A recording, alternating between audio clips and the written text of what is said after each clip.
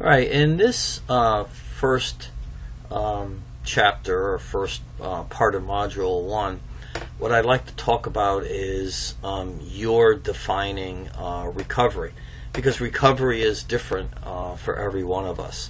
So we're going to review some definitions. We're going to look at some ideas of what recovery might be, and we're going to talk about the different components of recovery. So let's begin. There's many types of disasters. There's natural events where we see high winds. Flooding is by far our biggest hazard. We see lightning and earthquakes and hurricanes, tornadoes.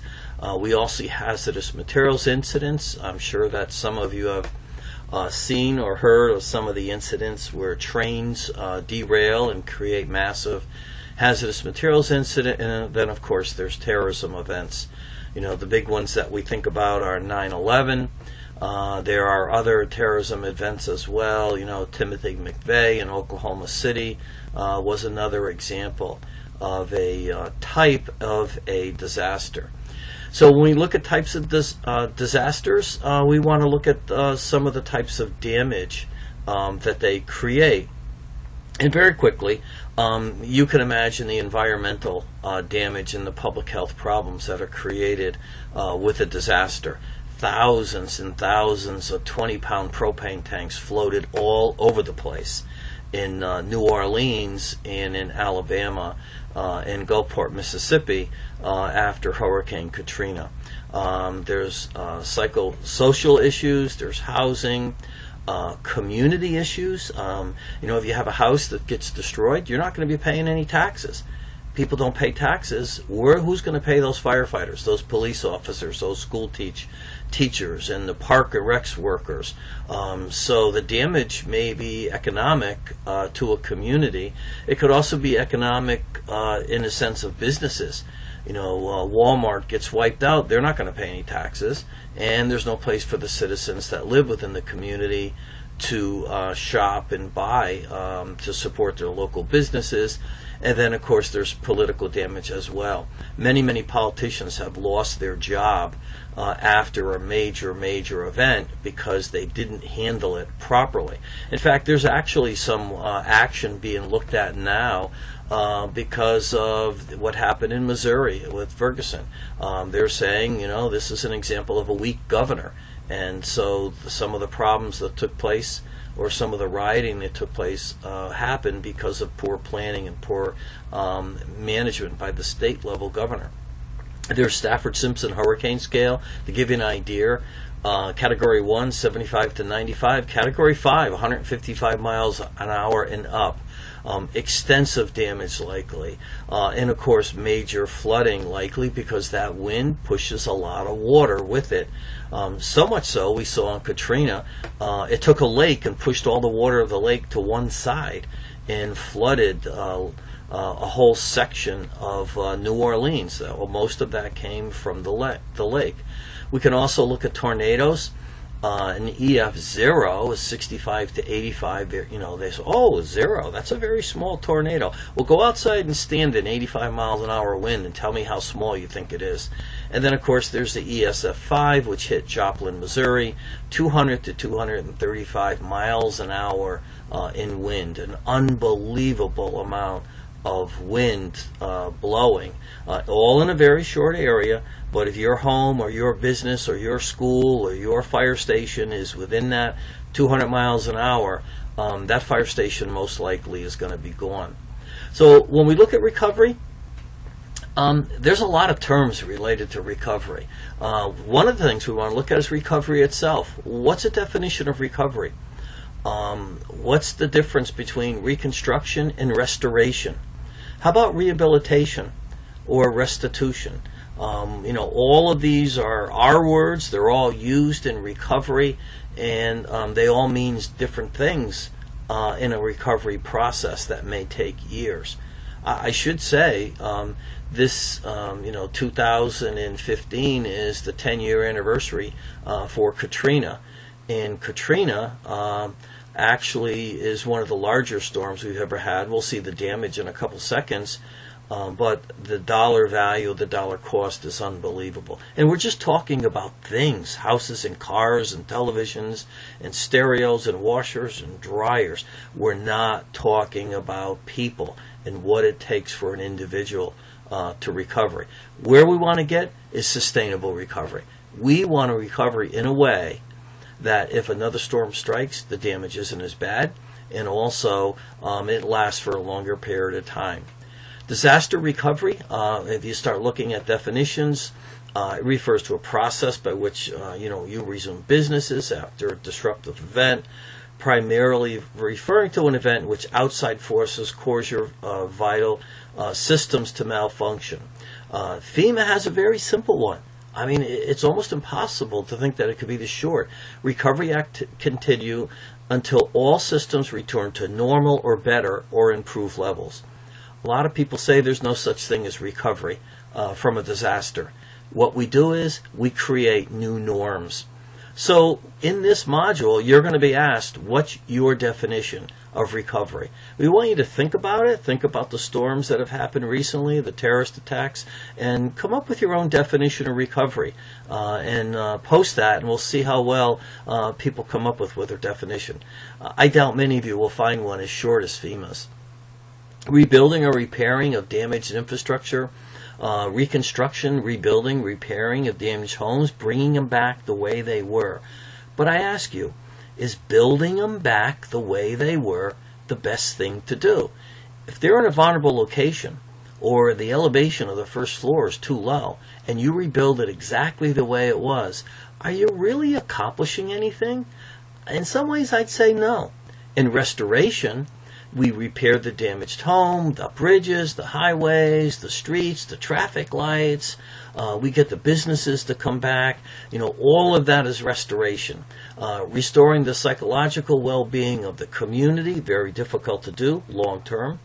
Economic restoration and restoration of the natural systems within a community. And we're talking about, waterways, of golf courses, floodplains, all those things need to be restored. How do we clean them up? How do we get ready for the next storm so that get that debris out of the area?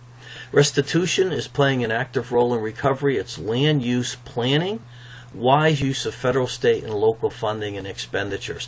What I've seen from my experience, a community we will rebuild once or twice, and by the third storm, somebody comes up with the idea and says, maybe we shouldn't be building it the same way. Maybe we need to be looking at it in a different way and doing something different. As an example, Galveston, Texas. They've had two major storms. After the second storm, they passed some resolutions that said, if this happens again, we're not going to allow people to rebuild the same way. And that's exactly what they did. And the recent hurricane that they had there, a lot of people were upset. They were not able to build their home the way they had built it in the past. Sustainable recovery is a process undertaken by a range of stakeholders. Think about who needs to be involved with building a community. The state officials. You need to have your local officials. Is the fire station in the wrong place? Maybe now's the time to move it. Is the police station in the right place? Are the sewer lines, not installed properly? Or maybe this is an opportunity to do those type of things. Maybe there's no parks in a particular community. So a sustainable recovery is an opportunity to recover the community, but in a way that makes it better than what it was pre-disaster, and also in a way that makes it the ability to sustain the next disaster. So, why definitions matter? Because when we start talking about rebuilding and we start throwing words around about recovering from a storm, if you say, I'm going to rebuild, it influences how the community thinks about what they're going to do. If you tell someone that you're going to do some sustainable recovery, they may start thinking about, I don't really like the fact that I had a grocery store in the middle of a residential neighborhood, like spot zoning. Maybe we could fix that. So definitions really do play a role in that. Of course, I'm sure you've seen this slide before, but I think the thing I want to point out on this slide is, look at the top. the National Governors Association in 1978 came out with this model saying that the life cycle of emergency management is mitigation, preparedness, response, and recovery. So it wasn't FEMA. It wasn't the International Association of Emergency Managers. It wasn't anybody that's supposed to be really a leader in emergency management. It was the National Governors Association, and they did it in 1978, and everyone has followed this since. If you really have some time and you want to look around, go to the National Governors Association website. Take a look at some of the documents that they've produced over the years. After 9/11, they wrote a document on how a governor should develop their national security program for each state. An unbelievable document, and they do some tremendous work. So what do we do in recovery? Well, we do loss estimation, preliminary damage assessment, which we're going to talk a little bit more detail in a couple slides, debris removal, infrastructure repair, get those traffic lights working again, get the power running, provide loans and grants, help with temporary housing. I don't know if you've ever been in a shelter, but how'd you like to live in a shelter for 3 months? Not too much fun sleeping on a cot next to a bunch of people you don't even know. So we want to talk about job loss, getting people back to work, disability issues, reconstruction, rebuilding, the environmental restoration, conservation efforts. We take a lot of trees, bulky waste, and if we grind it up, we reduce its size down by 65%. Big deal in recovery to reduce down bulky waste like trees and brushes. Historical preservation work, volunteer management, it could be done well and it could be done poorly. Counseling, and then domestic violence. There is a tremendous amount of stress in a disaster, and we need to be prepared for that. So what does the declaration process look like? And we're going to see this again, but just very briefly, there's an incident. And every incident happens at a local community here. And the local community reaches out to the state and says, hey, we need help. We're in bad shape here. The state calls FEMA for assistance. FEMA and the state put together a preliminary disaster assessment. They come in and they look at the damage and they say, this is really bad, or, this isn't that bad. If it's bad, they report to the governor and they say, Governor, we should ask for a FEMA declaration. The governor requests that to FEMA. FEMA reviews it, see if it meets their requirements. They send it on to the president with a recommendation of yay or nay, and then the president makes a decision if they're going to give a presidential declaration.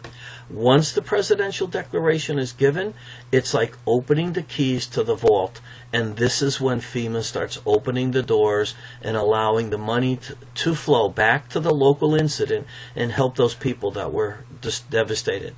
Give you an idea of why FEMA is a little bit cautious on giving out these presidential declarations or recommending them.